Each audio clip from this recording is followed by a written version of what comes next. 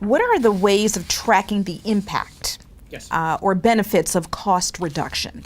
Sure. Are there any specific tools that we can learn and look for to make sure and see, hey, this is working? I'll say there are two ways to do it, and both need to be done at the same time. One is going to be, I'll call it a more bottom-up view of the tracking the change. That when you go through a change initiative like this, you're going to end up with projects that come out of it. Instead of, this is not going to be one big transformation. It is a one big transformation that will have 20, 30, 40 projects underneath it. So you need to track all these projects and track them in the way that you track actions. Are we doing what we said we would do? And then you track outcomes. Are we getting the results we thought we would? And then you report the results out of that. Okay, so what do we get? Are we reducing our cost structure, or was this something about improving productivity? Or something else. Whatever it is, you need to define those metrics up front.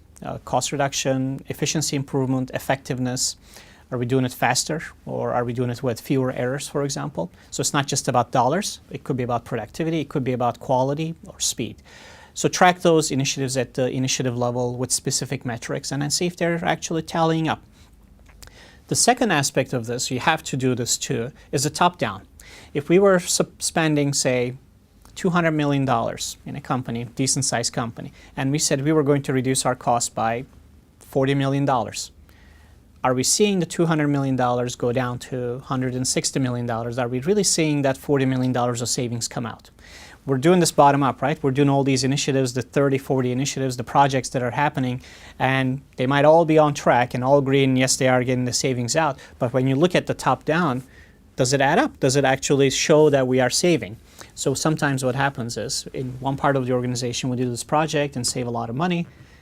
In another part, somebody else is adding costs, or somehow those costs are getting shifted, that the chairs are moving around, but they're still on the deck of Titanic, right? So the costs are not really coming out of the organization. They might be being just reshuffled. So you need to keep track of it at the top level. Are we getting the overall results we aspire to get? But you have to very rigorously track it at the bottom-up level, at the project level, that we're doing all the things we said we would do, and all those things are actually working out the way we intended them to. So that means it's still working.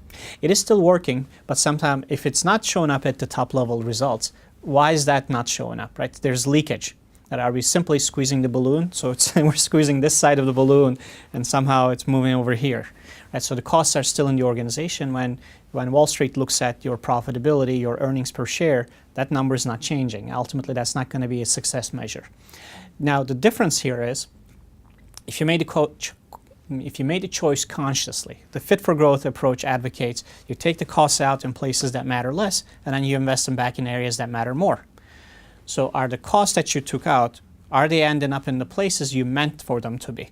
That's okay then, because that was exactly our plan, our strategy, and we're getting the costs out in places that matter less, and we're investing in the places that matter more.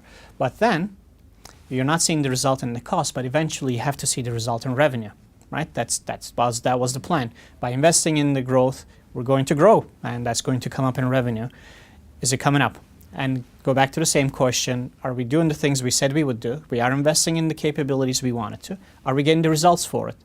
Our capabilities are now strong, and here's the revenue as a result of that. If not, where's the breakdown and what do we need to address?